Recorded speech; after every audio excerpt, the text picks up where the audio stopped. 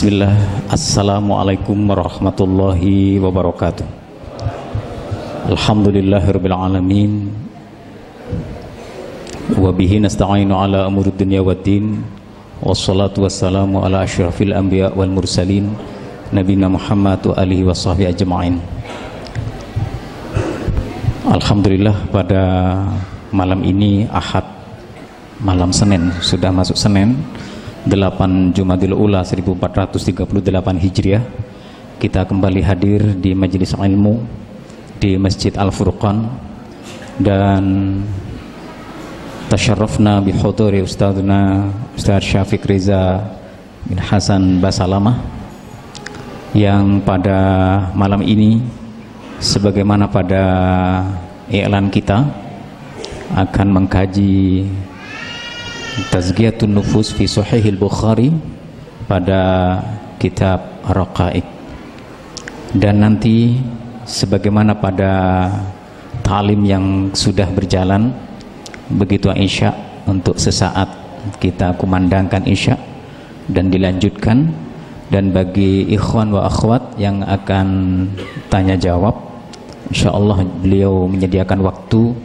dengan menulis pada lembaran kecil. Demikian kepada Ustadzuna Ustadz Syafiq Riza Hasan Basalamah, waktu litafadhal mashkur.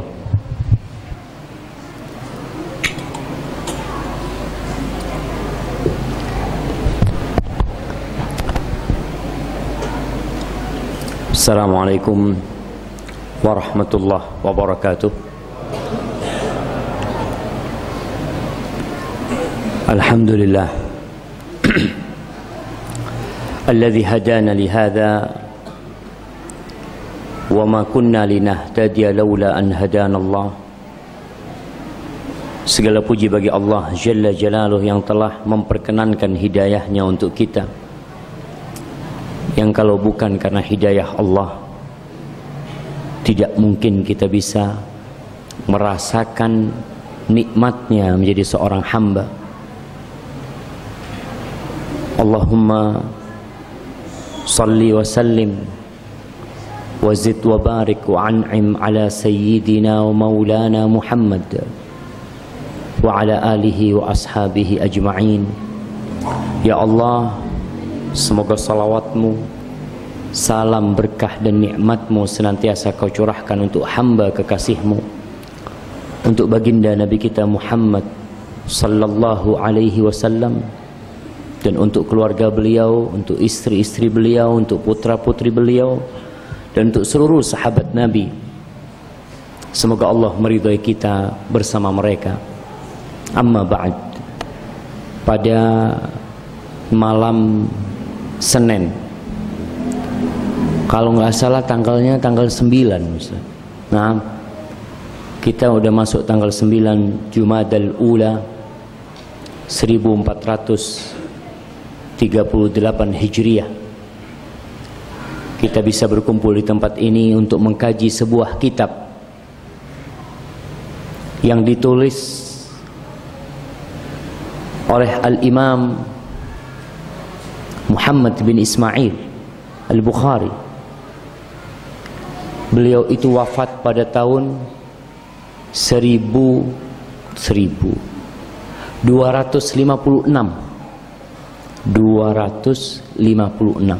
Sekarang tahun 1438. Jadi bayangkan, kita baca nih kitab beliau di alam barzakh, di kuburnya terus mendapatkan pahala. Bukan hanya dari kita, hampir seluruh umat Islam di berbagai penjuru dunia mereka mengkaji kitab Sahih Al-Bukhari. Beliau tidak panjang umurnya. Beliau lahir tahun 196, meninggal tahun 256. Berapa umurnya? 60 tahun. Tapi sampai hari ini salah satu makna hadis Rasul sallallahu alaihi wasallam, "Idza mata ibnu Adam in qata'a amaluhu illa min thalath." Kalau anak Adam mati, maka amal dia terputus semua, kecuali 3. Yang pertama adalah sedekatin jariyah, sedekah yang mengalir, tidak sembarangan sedekah. Ada sedekah yang habis dikonsumsi. Antum beli air disedekahkan habis, tapi antum gali sumur, itu termasuk sedekah jariyah. Atau bangun masjid. Yang kedua, au ilmin yuntafa'u bihi, ilmu yang bermanfaat. Ya kayak Imam Bukhari sekarang, bahkan ilmunya ini bukan ilmu dunia. Ilmu dunia pun kita kalau dapat manfaat insya Allah dapat pahala, tapi ini ilmu yang mendekatkan hamba kepada Sang Pencipta. Sampai hari ini umur beliau cuma 60 tahun, tapi 1180 tahun lebih pahala yang beliau dapatkan dari orang-orang yang membaca kitab beliau itu terus mengalir kepada beliau. Yang ketiga, awaladin salihin yad'u lahu, anak soleh yang mendoakan orang tuanya. Tapi antum lihat bedanya anak soleh anaknya mati selesai. Yang selanjutnya mudah-mudahan soleh mendoakan bapak dan kakeknya. Tapi kalau ilmu yang bermanfaat sampai hari kiamat kelak. Maka di sini seorang paling tidak berusaha untuk memiliki ilmu yang bermanfaat, lalu dia menyampaikannya. Sekarang alhamdulillah dengan adanya jejaring sosial semua orang bisa nulis. Maka ketika antum tulislah sesuatu yang bermanfaat. Ketika antum mau broadcast, jangan sembarangan broadcast. Tanya, bener enggak?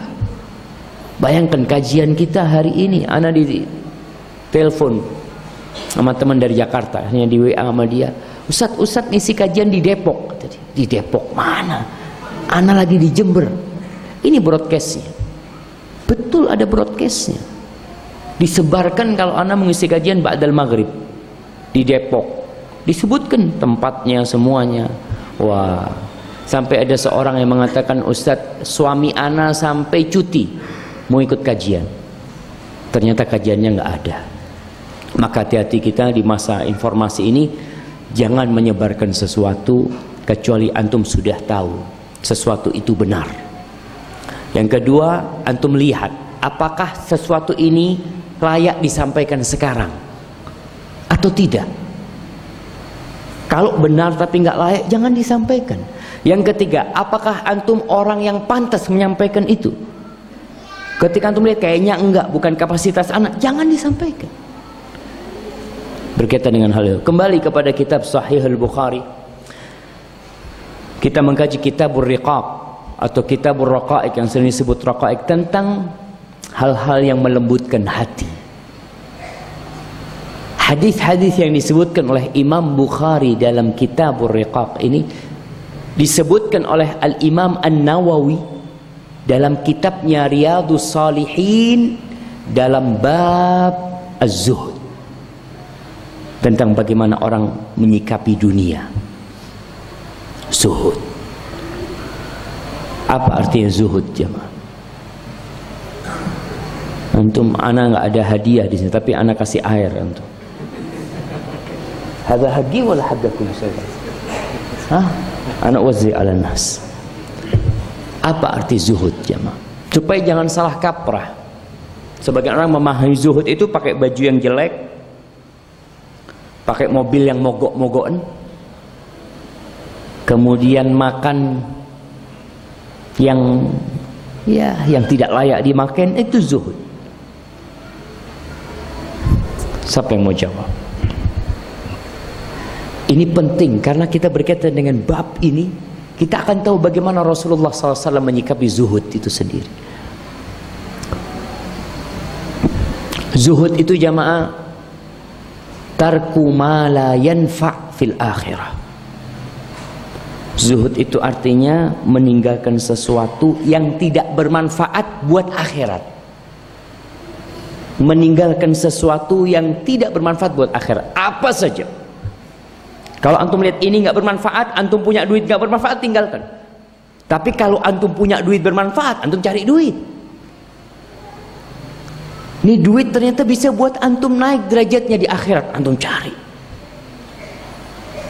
Meninggalkan sesuatu yang tidak bermanfaat di akhirat. Karena yang menjadi standar seorang muslim itu akhirat. Ad-dunya mal'unah. Dunia ini terlaknat. Mal'unun ma fiha, yang di dalamnya semuanya terlaknat. Illa zikrullah wa ma wala, kecuali zikir kepada Allah dan ketaatan-ketaatan kepada Allah. Au alimun au muta'allim, orang yang berilmu atau orang yang belajar ilmu itu tidak terlaknat. Maka kita menjadi orang sekarang nih, malam ini, bapak-bapak mungkin besok udah mulai kerja, ibu-ibu juga besok mulai sibuk ngurusin anaknya, tapi datang kajian untuk menjadi orang yang tidak terlaknat, pulang bawa manfaat insyaallah. Qala al-Imam Bukhari rahimahullahu taala, babun qaulun Nabi sallallahu alaihi wasallam, ma uhibbu anna li mithla Uhudin dhahaba. Bab tentang sabda Nabi sallallahu alaihi wasallam. Nabi itu bersabda, aku tidak menyukai kalau aku itu memiliki emas seperti gunung Uhud. Antum kepingin nggak jamaah punya emas seperti gunung Uhud? Jangan seperti gunung Uhud lah. Seperti meja ini, pulang dari masjid bawa emas seberat meja ini, insya Allah semuanya kepingin. Ya Ustaz, ana nggak terlalu berambisi. Tapi kita lihat Nabi alaihissalam, beliau nggak ingin.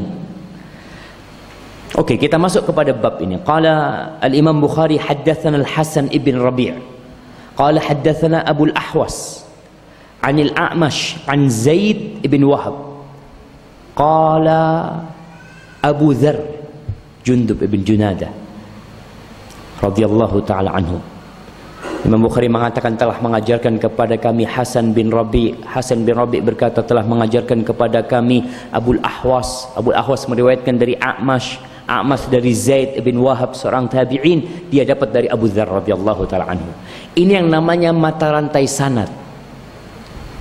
Begitu pula kita kalau dapat informasi dari orang, dicek dapat dari siapa Pak berita itu?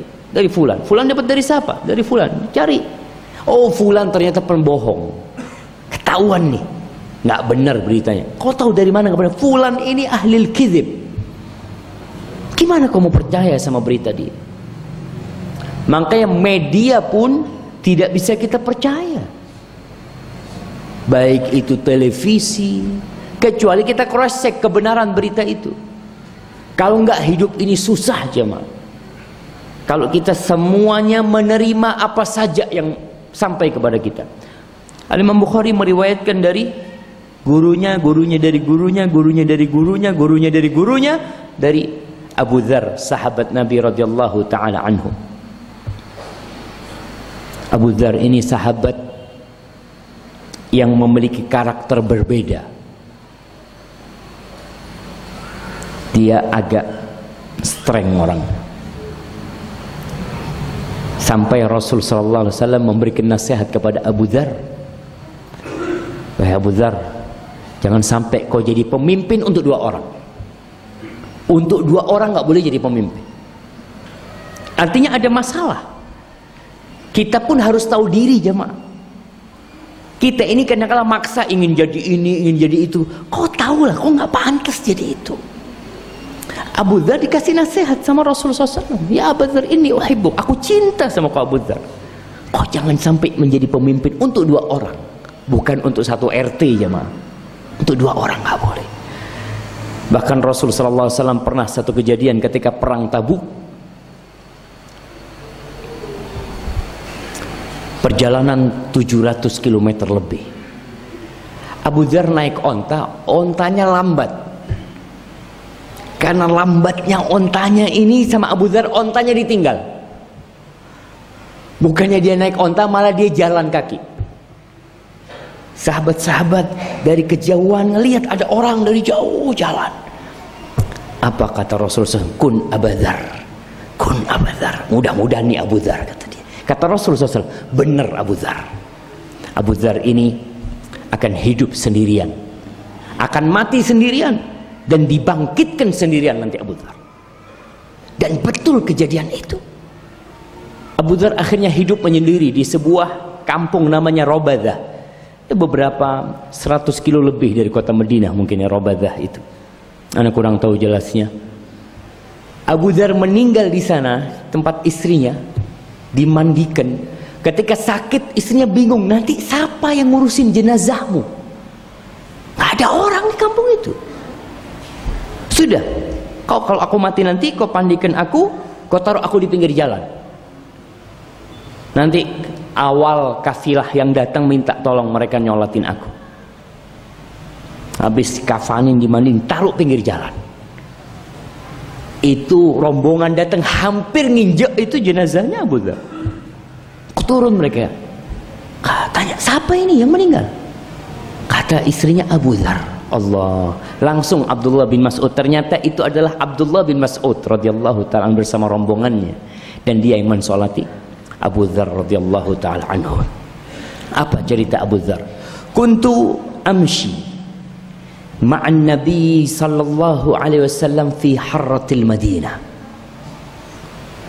Pada suatu malam, di riwayat sebelumnya, di hadis sebelum ini, hadis nomor 6079. Di hadis nomor 6078 itu disebutkan bahwasanya Abu Dzar berjalan di malam hari. Dia lagi jalan, dia lihat Nabi SAW lagi jalan. Maka dia nggak enak mau deket Nabi SAW. Takut Nabi mau menyendiri. Maka dia jalan agak jauhan. Bahkan ketika itu malam purnama. Dia ada rembulan lah, tidak disebutkan purnama tapi ada rembulan di situ. Abu Dzar berusaha jalan yang tidak kena sinar rembulan. Dia kenapa jalan di dekat Nabi SAW? Takut Nabi butuh sesuatu, ada dia. Lagi jalan kelihatan ada bayangan orang ini. Man anta? Kau siapa? Kata dia. Qala Abu Dzar. Qala ta'ala. Sini kau. Tadi. Akhirnya diajak jalan sama Rasulullah SAW. Fi harratil Madinah. Harrah itu adalah bebatuan hitam hasil dari larva gunung Merapi. Di Madinah itu ada harrah. Ada terkenal dua harrah. Harrah Wabrah sama harrah Tuwaqin. Jadi Madinah ini subhanallah ya. Madinah tidak memiliki benteng dahulunya, tapi Allah jadikan buat kota Madinah benteng alami. Ketika orang mau nyerang Madinah, dia hanya bisa menyerang kota Madinah dari satu pintu. Sehingga antum tahu perang Khandaq, perang Parit. Itu parit tidak dibikin keliling Madinah, enggak. Kalau bikin keliling Madinah, berapa bulan mereka harus bikin. Parit itu dibikin menyambung dua harrah. Harrah Wabrah sama harrah Waqin. Disambung ini. Harrah itu batu-batu hitam yang tajam, kuda-kuda nggak bisa lewat sana. Onta apalagi nggak bisa lewat sana. Sehingga pasukan perang nggak berani lewat sana. Mereka akan lewat di satu jalan yang terbuka. Yang terbuka itu hanya di arah utara, arah Jabal Uhud. Maka disambung harrah itu. Di arah selatan tidak ada harrah. Yang ada perkebunan kurma di Kuba. Dan pasukan musuh nggak berani masuk perkebunan. Karena mereka takut ada ranjau-ranjau di sana, mereka nggak berani. Beraninya cuma dari satu sisi. Masuk dari satu sisi ternyata ada parit yang digali oleh Rasulullah SAW dan para sahabatnya. Fastaqbalna Uhud. Kemudian kita melihat Jabal Uhud. Faqala ya Abu Dzar. Lalu Nabi SAW mengatakan, wahai Abu Dzar. Dipanggil nih. Apa jawab Abu Dzar? Labbaika ya Rasulullah. Jadi jamaah, kalau antum dipanggil sama orang tua, panggil sama orang yang lebih dewasa, jawabannya labbaik. Labbaik artinya aku datang menyambut panggilanmu. bukan na'am. Anak ingat kita di rumah kalau dipanggil orang tua jawabnya iya, dimarahin sama bapak itu. Kalau dipanggil jawabnya lebih. Iya, itu pendidikan dari orang tua, dan ternyata memang seperti itu diajarkan. Abu Dzar radhiyallahu taala anhu ketika dipanggil mengatakan labbaika ya Rasulullah, labbaik, aku datang. Nabi alaihissalatu wassalam mengatakan ma yasurruni anna indi mithla Uhudin hadha dhahaban. Aku nggak kepingin memiliki seperti gunung Uhud ini emas. Tapi bukan nggak kepingin itunya, ada sambungannya hadis ini. Aku tidak menginginkan memiliki emas seperti gunung Uhud ini, besarnya, beratnya. Gunung Uhud itu panjangnya hampir 9 km, lebarnya 3-6 kilo. Ini katanya orang Medina, ana belum pernah, tapi ana pernah naik ke gunung Uhud itu, kita 2 jam sampai puncak. Tinggi gunung Uhud. Gimana kalau itu gunung emas? Kata Rasulullah SAW, aku nggak ingin kalau gunung Uhud ini, dalam riwayat lain, dirubah buat aku menjadi emas. Tamdi alayya thalithatun wa indi minhu dinarun. Aku nggak kepingin kalau aku dikasih gunung Uhud emas, kemudian berlalu 3 hari, lalu masih tersisa 1 dinar. Artinya beliau kalau punya uang sebesar gunung Uhud emas, 3 hari udah habis. Nggak disimpan sama beliau, tidak ditumpuk sama beliau. Beliau nggak ingin 3 hari masih tersisa 1 dinar, nggak kepingin. Illa, kecuali apa? Beliau kalau harus menyimpan, apa yang beliau simpan? Beliau mengatakan illa syai'an arsuduhu lidainin, kecuali sesuatu yang aku simpan untuk bayar utang. Artinya kadangkala antum nih lihat, jangan sedekah utang nggak dibayar.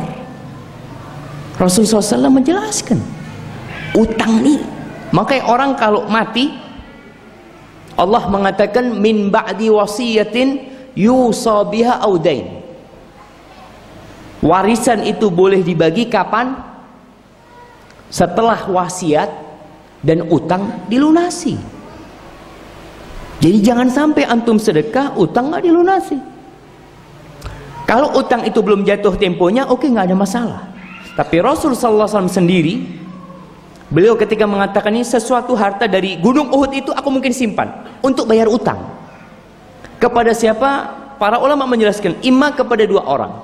Yang pertama, 1 orang yang memang temponya belum tiba untuk pembayaran utang. Yang kedua, pemilik uangnya belum ada, lagi safar. Kita punya duit di Bondowoso atau di sini, dapat duit alhamdulillah 10 juta, kita sedekahin. Ana punya utang 5 juta, tinggal sama siapa? Ini orangnya masih ke Jakarta, orangnya datang, aku bayarin. Tapi Rasulullah SAW tidak ingin menyimpan untuk dirinya, enggak. Lalu beliau mengatakan illa an aqula bihi fi ibadillah hakadha wa hakadha wa hakadha biyaminihi an yaminihi wa an shimalihi wa min khalfihi. Kecuali selain uang yang aku simpan untuk bayar utang, disimpan dulu sebelum sedekah. Setelah itu ya aku ambil, aku serahkan kepada fulan. Beliau contohkan, ke kanannya ngasih, ke depannya ngasih, ke belakangnya ngasih, ke kirinya ngasih. Dalam riwayat lain ke belakangnya beliau ngasih. Jadi duit itu dibagi-bagi, semuanya dapat. Dan kita tahu Rasul sallallahu alaihi wasallam itu kedermawanannya karihil mursala, seperti angin yang ditiupkan, semuanya kena, semuanya kena. Aku lakukan kalau uang itu aku punya. Di sini orang boleh, kita kepingin uang kaya, fadhol. Tapi ingat, gak perlu ditumpuk. Buat apa kau ditumpuk? Kecuali ada sesuatu yang sedang kau rencanakan. Ana nih duit Ustaz, rencana ana mau umroh, ya. Tapi orang rumah sudah punya, mobil udah punya, perusahaan udah punya, anak-anak udah sukses. Terus buat apa tuh duit dikumpulin? Tanyakan, kau buat apa duit itu? Kau punya tabungan berapa? Ya nggak banyak sih, karena tabungan cuma 2 miliar, tapi aset sampai 50 miliar umpamanya. Kita katakan, terus kalau kau mati mau kemana? Rasulullah SAW minta waktu 3 hari maksimal. Sebesar gunung Uhud jamaah, 3 hari maksimal. 3 hari udah nggak tersisa kecuali yang aku simpan untuk bayar utang. Ini kata Rasulullah SAW. Di sini ada pesan penting masalah utang jamaah. Masalah utang, tolong yang punya utang segera dibayar. Rasul SAW sangat takut dengan masalah utang. Dan utang itu kalau tidak ditagih tidak otomatis lunas. Ana punya utang berbulan-bulan, mau bayar lupa, ya Allah yarham, mudah-mudahan diampuni sama Allah. Utangnya itu sama Tri. Antum tahu Tri? Apa? Provider Tri untuk HP. Di situ ada utang. Dulu ada program utang, boleh utang 200.000. Ana punya utang 1.190.000. Ana berangkat kemarin datang, Ana ngomong Ana mau bayar utang. Dilihat sama dia, oh Bapak utangnya sudah dianggap lunas. Alhamdulillah. Antum butuh datang sama orang. Artinya kalau orang itu nggak nagih sama antum, jangan berpikiran koyo wis dilunasno, koyo wis dihalur. Jangan. Antum datang tanya, bener nggak kau lunasi? Kalau bener lunasin, alhamdulillah. Kalau tidak, antum datang. Karena kelak akan ditagih pada hari kiamat jamaah utang itu jamaah. Kalau kita lupa nggak ada masalah. Karena doanya kita Rabbana la tu'akhidna in nasina au akhtana. Yang punya duit harus ngingetkan. Umpamanya ana lupa kalau punya utang. Antum ingat kalau ana punya utang. Antum malu mau nagih sama ana. Antum aduh ya apa ndak enak iki ustaz sing diutang jamaah seperti itu. Ustadznya lupa. Ana mati, insya Allah itu diampuni sama Allah. Karena antum yang tidak nagih sama. Sedangkan anak benar-benar lupa. Ketika ditanya sama Allah, Rabbana la tu'akhidna in nasina wa akhtana. Ya Allah, jangan kau berikan sanksi kepada kalau kami lupa atau kami salah. Dan kembali kepada hadis ini. Thumma masya, setelah lewat Uhud, setelah menceritakan itu, inilah bagaimana Nabi kita alaihissalatu wassalam mendidik para sahabatnya. Setiap ada momen-momen beliau berusaha memberikan pendidikan kepada para sahabatnya. Antum masih ingat ketika Rasul SAW lewat pasar, tempat orang mencari dunia, lalu ketemu anaknya kambing mati, beliau pegang kupingnya, beliau katakan, siapa yang mau beli ini 1 dirham? Beliau sedang tidak mau jualan, tapi beliau sedang hendak mendidik para sahabatnya. Abu Dzar ditunjukkan, nih Abu Dzar. Makanya Abu Dzar ini benar-benar orang yang mengikuti petunjuk Rasul SAW dalam hal ini. Beliau itu tidak mau nyimpen duit. Abu Dzar radhiyallahu taala anhu. Thumma masya, kemudian beliau jalan, melanjutkan perjalanannya. Faqal, lalu beliau mengatakan, innal aktsarina humul aqalluna yaumal qiyamah. Sesungguhnya orang-orang al-aktsarin yang banyak harta di dunia, mereka adalah orang-orang yang paling sedikit pahalanya pada hari kiamat.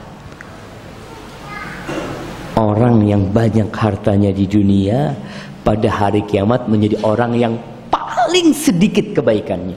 Illa man qala hakadha wa hakadha wa hakadha. Kecuali orang yang dia ngambil dari hartanya seperti ini, seperti ini, seperti ini. Beliau disebutkan di sini an yaminihi wa an shimalihi wa min khalfihi. Kasih sini, belakang dikasih. Apa maksudnya ngasih belakang? Para ulama menjelaskan maksud ngasih belakang diantaranya adalah nggak ada yang tahu.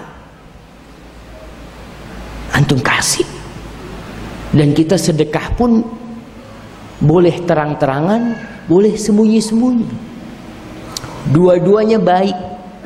Allah mengatakan In tubdus sadaqat fa ni'immahi.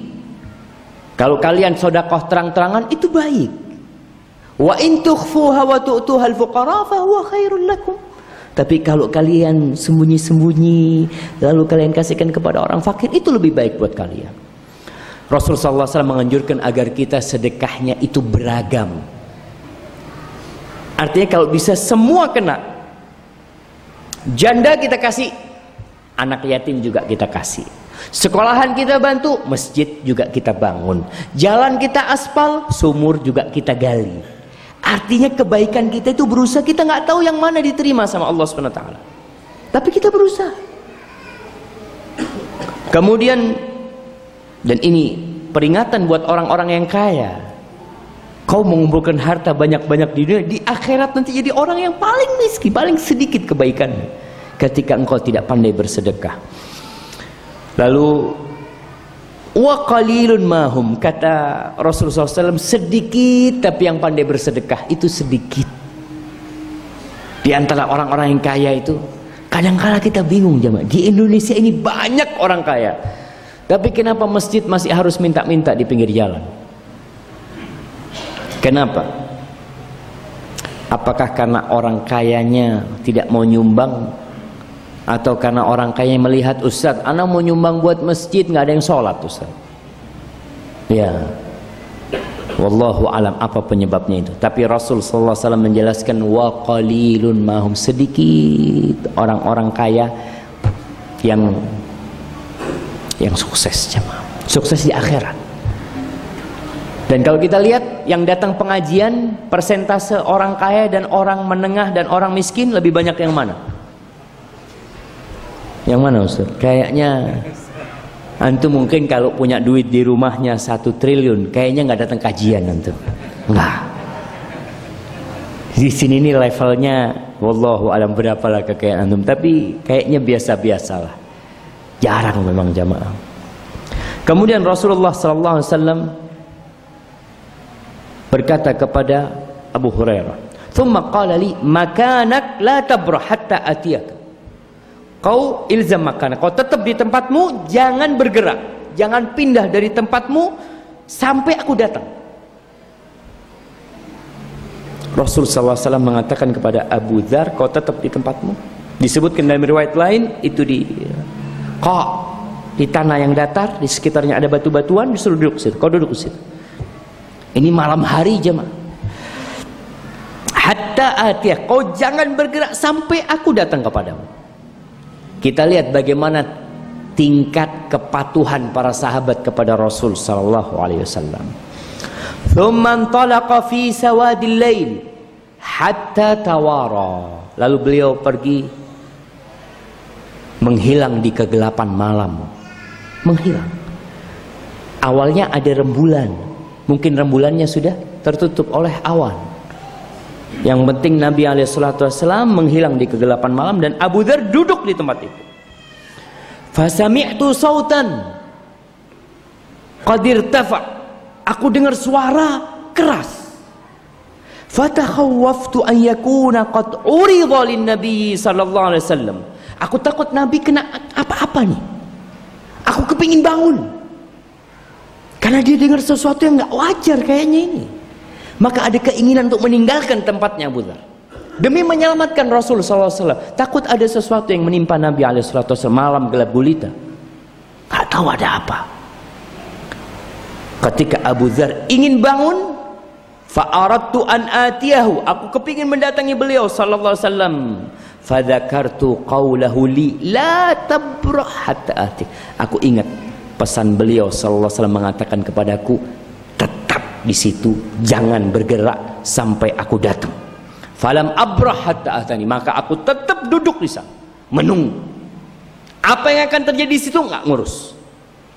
Dan ini ketaatan yang seharusnya ada pada diri seorang muslim. Kita tuh mengatakan sami'na wa ata'na, tapi kadangkala kita nggak sami'na. Kadangkala kita sami'na, kita dengar tapi kita tidak taat. Berapa banyak perintah-perintah Rasul sallallahu alaihi wasallam yang sampai saat ini kita ini masih belum mengamalkan. Belum mengamalkan. Kenapa kok nggak ngamalkan jamaah? Nabi SAW berpesan begini, idza amartukum bi amrin fa'tu minhum mastata'tum. Kalau aku nyuruh kalian dengan satu perintah, laksanakan sesuai kemampuan kalian, sesuai kemampuan kalian. Kalau aku larang, tinggalkan. Artinya kalau memang antum nggak mampu, antum bisa jawab di hadapan Allah nanti, ya Allah, ana nggak mampu waktu itu. Kau perintahkan sedekah, aku nggak punya duit, nggak punya. Kau perintahkan macam-macam, aku nggak mampu. Nggak ada masalah. Tapi kalau ternyata antum mampu tapi antum tidak mau, beda. Beda antara orang mampu tidak mau dan beda antara orang memang tidak mampu. Haji, kenapa nggak berangkat haji sampai sekarang? Belum mampu. Subhanallah, bohong, kau belum mampu. Mobil berapa kau beli? Wallah Ustaz, mobil cuma 150 Ustaz. Insyaallah. Haji berapa juta? 38 juta. Kau nggak berangkat haji. Berarti kau bukan nggak mampu, tapi kau tidak mau. Kita lihat Rasul SAW ketika punya harta seperti gunung Uhud, 3 hari kepingin harta itu habis di jalan Allah Subhanahu Wa Taala. Tapi kenapa kita kadang-kala punya rumah, punya ini, punya itu, tapi kita belum mau melaksanakan? Abu Dzar radhiyallahu anhu dikatakan jangan bergerak, nggak bergerak. Udah, ini perintah Rasul SAW, nggak boleh bergerak.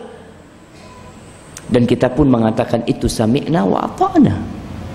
Lalu apa kata Abu Dzar radhiyallahu taala anhu? Hatta atani, sampai Rasul sallallahu alaihi wasallam datang. Qultu ya Rasulullah, aku mengatakan wahai Rasulullah, laqad sami'tu sautan takhawwaftu fadzakartu lahu. Aku tadi dengar suara, aku takut kau kena apa-apa tadi itu.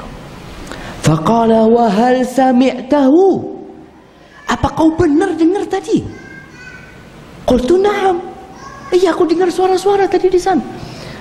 Qala dzaka Jibril atani, tadi Jibril datang menjumpai aku.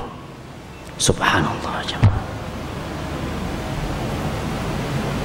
Ketika orang-orang Yahudi bertanya kepada Rasul sallallahu alaihi wasallam tentang beberapa pertanyaan, kemudian Nabi Muhammad SAW mengatakan, "Dzaka Jibril atadi." Jibril ngasih tahu aku jawaban pertanyaan itu. Apa kata orang Yahudi?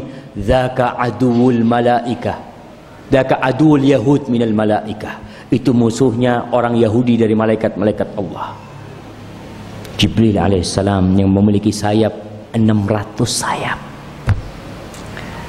Tadi Jibril datang, faqala, lalu Jibril mengatakan kepadaku, dia mengatakan kepadaku, man mata min ummatika la yushriku billahi syai'an dakhalal jannah. Barang siapa yang mati dari umatmu dan dia tidak berbuat kesyirikan sedikit pun, syai'an, ingat syai'an ini sesuatu yang kecil pun, tidak berbuat syirik sama sekali. Barang siapa dari umatmu mati dalam kondisi tidak berbuat syirik sedikit pun,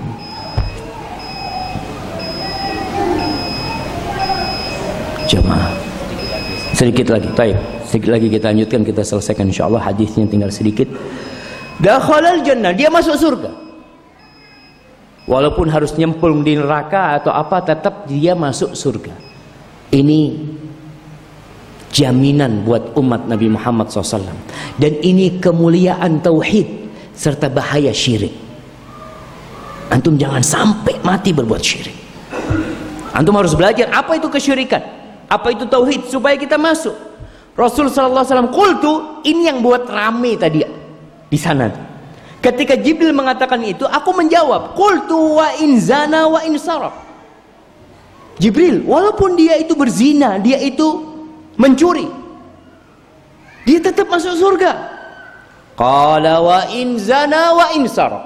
Iya, walaupun dia berzina dan mencuri, selama dia tidak berbuat kesyirikan, niscaya akhirnya dia akan masuk surga.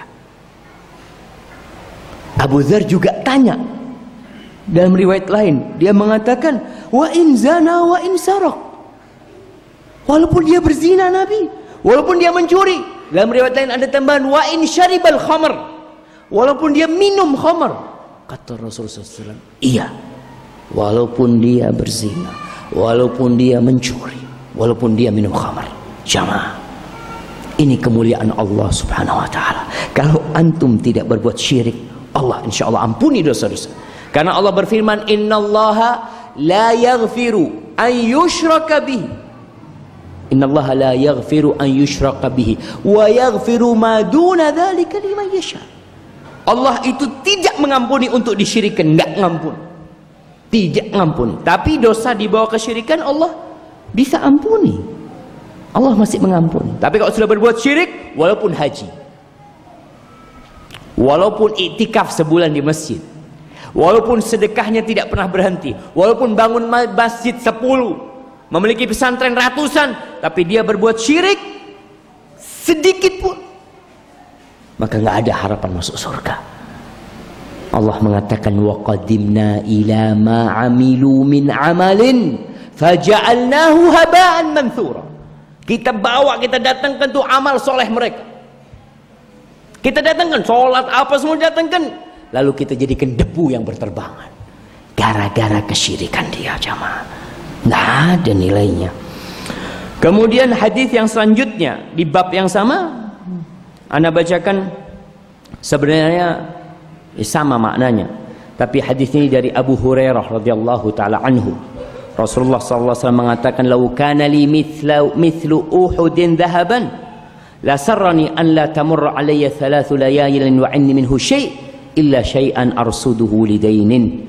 Andai kata aku memiliki seperti gunung Uhud emas, aku tidak suka berlalu 3 hari kecuali semuanya sudah habis, tidak ada sesuatu pun yang tersisa di diriku. Dia melainkan kalau aku harus bayar utang baru aku simpan untuk itu. Para jamaah rahimakumullah, di surah Al-Munafiqun ayat 10 dan 11, dan di surat Al-Baqarah ayat 254, nanti antum baca Al-Baqarah 254 dan Al-Munafiqun 10 dan 11. Allah mengatakan di surat Al-Baqarah ini 254, ya ayyuhalladzina amanu, wahai orang-orang yang beriman, anfiqu mimma razaqnakum, kalian nafkahkan, kalian sedekahkan, kalian berbagilah dari apa yang kami rizkikan kepada kalian. Min qabli an ya'tiya yaumun la bai'un fihi wala khullatun wala syafa'ah wal kafiruna humudz zalimun. Sebelum datang hari yang tidak ada perdagangan nanti. Artinya kau mati ninggal duit banyak, nggak ada perdagangan nanti, nggak ada gunanya duit itu, habis semuanya.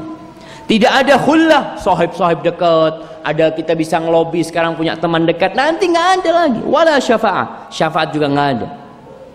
Wal kafiruna humudz zalimun, dan orang-orang kafir adalah orang-orang yang zalim. Jamaah, ingat, syafaat yang tidak ada adalah syafaat yang tidak mendapatkan izin dan keridhaan Allah Subhanahu wa taala. Di surat Al-Munafiqun ayat 10-11 Allah mengatakan wa anfiqu. Jadi kalau kita lihat banyak kali ayat yang mengatakan wa anfiqu wa anfiqu wa anfiqu, karena kita cinta sama harta. Wa innahu li hubbil khairi la syadid, cinta kita ini sama harta. Wa tuhibbunal mala hubban jamma, kalian begitu cinta sama duit, cinta mati sama duit itu. Maka diperintahkan terus wa anfiqu mimma razaqnakum, kalian infakkan dari apa yang kami rizkikan kepada kalian. Hati-hati, itu dari aku kata Allah, itu dari kami. Jangan berharap ini karena usaha, enggak, itu dari kami kata Allah SWT. Infakkan, jangan takut kok. Min qabli an ya'tiya ahadakumul maut, sebelum datang kematian kepada kalian. Fayaqula rabbi, lalu nih orang yang punya harta banyak, yang tersisa hartanya tapi dia sudah mau mati, udah sakit-sakitan, udah nazak, lalu dia mengatakan fayaqula rabbi laula akhartani ila ajalin qarib fa asaddaqa wa akum minas salihin. Ya Allah, tolong ya Allah, mundurkan ajalku sedikit sekali, aku kepingin sedekah, kepingin sedekah. Yang dia inginkan fa asaddaq, sedekah. Karena apa? Tahu anak sudah capek ngumpulkan harta, ditinggal buat ahli waris, maka dia kepingin sedekah kalau dikasih waktu sedikit. Wa akun minas salihin, dan aku akan menjadi orang-orang soleh. Tapi apa kata Allah? Walan yuakhirallahu nafsan idza jaa ajaluha wallahu khabirum bima ta'malun. Allah tidak akan mengakhirkan ajal seseorang kalau sudah datang, dan Allah itu maha mengetahui dengan apa yang kalian lakukan. Ini ada beberapa pertanyaan, mudah-mudahan bisa dijawab. Yang pertama, Mengapa semua hal-hal yang dilarang oleh Allah dirasakan enak dan nikmat? Dan itulah ujian sebenarnya. Allah menjadikan sesuatu yang dilarang, jiwa manusia kepingin. Allah perintahkan kepada kita bersedekah setelah kita cinta sama harta. Allah mengatakan zuyyina linnas hubbus syahawat. Diperhiaskan, diindahkan buat jiwa manusia ini hubbus syahwat, cinta syahwat. Setelah itu dilarang. Dan itulah ujiannya memang. Dan sejatinya tidak semua yang dilarang itu nikmat, enggak. Seperti contohnya buah yang dilarang Nabi Adam untuk memakannya di surga. Sebenarnya sama buah itu dengan buah-buah yang lainnya. Tapi Allah ingin menguji Nabi Adam alaihissalam. Fala taqraba hadhihi syajarah. Oh, jangan deket aja jangan. Kita kalau dilarang mesti kepingin. Antum kalau dilarang, coba nggak dilarang antum. Ana sering contohkan kalau bapak ngomong sama istrinya, istriku semua lemari di rumah ini boleh kau buka, cuma satu yang nggak boleh kau buka. Kira-kira dibuka nggak sama istri? Dibuka sama dia. Dia buka, padahal tulisannya di dalam cuma ada tulisan, nah, kau buka kan? Cuma itu tulisannya. Tapi memang manusia itu kepingin tahu sesuatu yang dilarang. Sampai ana lihat kalau nggak salah, atau dikasih tahu sohib, lupa ana. Ada iklannya warungnya di sebelah kiri, iklannya di sebelah kanan tulisannya. Tulisan kuning besar, jangan menoleh ke kiri. Semua yang lewat noleh ke kiri. Ada apa? Ada warung. Jadi cuma mungkin ada warung sini cuma. Memang seperti itu manusia. Padahal nggak selalu enak. Nggak. Antum kayak orang minum minuman. Antum pikir Homer itu enak. Orang sampai mati kena oplosan itu jemaah. Mati lagi. Terus tapi dia minum lagi jemaah. Wallahu alam. Kadang kalau orang sampai kayak orang gila, gara-gara minum, gara-gara apa? Allah. Apa tobatnya orang yang berbuat syirik? Ya dia tinggalkan kesyirikan. Syarat tobat itu jelas, menyesali, meninggalkan perbuatan itu, berazam untuk tidak mengulanginya dan banyak berbuat kebaikan. Lalu kalau itu berkaitan dengan manusia, kita minta maaf kepada orang itu. Dan ini pertanyaan yang terakhir Anda bacakan. Ini ada yang tanya banyak banget pertanyaan, tapi Anda pilih di sini. Anda pilih dua ya. Mudah-mudahan antum masih mau mendengarkan. Di desa saya ada kebiasaan, jika ada pertunangan, pihak laki-laki berkunjung ke pihak wanita, dan sebaliknya. Ketika pihak wanita berkunjung ke pihak laki-laki, mereka dinikahkan sirikan dengan alasan jika mereka bersentuhan tangan tidak berdosa. Apakah ini benar dalam syariat? Sedangkan baik laki-laki dan wanita tersebut bersikap layaknya tunangan saja. Apa mereka berdosa terkait kewajiban, hak dan tanggung jawab suami istri? Baik jamaah. Ini sebenarnya kalau memang dia dinikahkan, yang nikahkan itu walinya perempuan. Menikahkan siri nggak ada masalah. Artinya dia sudah halal. Umpamanya nikahnya ini insya Allah 6 bulan lagi. Nikah artinya rame-ramenya. Walimahnya, undang-undangannya, sekarang dinikahkan siri. Udah dinikahkan sama bapaknya, sama walinya, udah halal. Tapi bapaknya mengatakan, tapi nggak boleh dibawa keluar anakku. Nanti kalau kau sudah walimah, sudah silahkan. Itu sebenarnya nggak ada masalah yang seperti itu. Dan memang itu mungkin solusi. Karena orang sekarang tunangan-tunangan, keluar bareng ini itu padahal belum halal buat dia jemaah. Pertanyaan yang terakhir, ibu saya sering melarang untuk menjemur pakaian di luar rumah ketika langit mulai gelap. Khawatir jika ada yang hasad mengambil baju pemiliknya untuk didukuni. Apakah syirik jika mengamini perkataan ibu saya, sebagaimana salah satu bahan ritual dukun adalah baju korban sebagai penjagaan? Iya betul jamaah. Salah satu yang menjadi bahan perdukungan itu adalah bekas korban. Mau bekas minumnya, mau rambutnya, mau ya apa yang nempel dengan tubuh korban. Dan itu bisa didukunin. Nah, terus bagaimana dengan model kayak gini? Ya dilihat kalau memang di situ banyak dukun dan banyak orang yang hasad, untuk pencegahan nggak masalah. Kita mencegah ini banyak orang hasad di sini dan terbukti banyak perdukunan. Tapi kalau nggak ada nggak perlu. Dan memang orang yang punya nikmat itu biasanya dihasutin, ada yang nggak suka sama dia. Kita harus mencegah, salah satu cara mencegah supaya tidak ada orang yang hasad sama kita, antum jangan sombong, jangan suka pamer. Antum jangan suka pamer. Akhirnya sama orang-orang nggak suka, antum didukunin. Tapi di antara pencegahan perdukunan itu, ya kalau memang kita nggak usah jemur di luar dan kita tahu ada orang yang mencuri pakaian kemudian didukunin, celana dalamnya macam-macam, ya kita protek, nggak apa-apa yang seperti itu. Tapi yang jelas antum harus memprotek diri dengan zikir dari sihir dan dukun itu. Dukun itu ada, perdukunan itu ada. Baca qul a'udzu rabbil falaq min syarri ma khalaq wa min syarri ghasiqin idza waqab wa min syarri naffatsati fil uqad wa min syarri hasidin idza hasad. Rasul sallallahu alaihi wasallam pernah disihir dengan rambut beliau. Jadi dari sisir yang rontok rambut beliau itu diambil sama penyihir lalu didukunin. Maka kita perlu berhati-hati memang, iya. Tapi kalau negerinya aman dan kita alhamdulillah sekarang sudah sedikit dukun jamaah ya. Walaupun wallahu alam di Maisan masih ada dukun. Mudah-mudahan sudah tidak ada.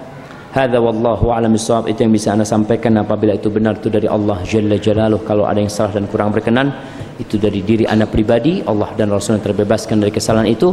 Wa sallallahu ala nabiyyina Muhammadin wa ala alihi wasallam. Subhanakallahumma bihamdika asyhadu an la ilaha illa anta astaghfiruka wa atubu ilaik. Wassalamualaikum warahmatullahi wabarakatuh.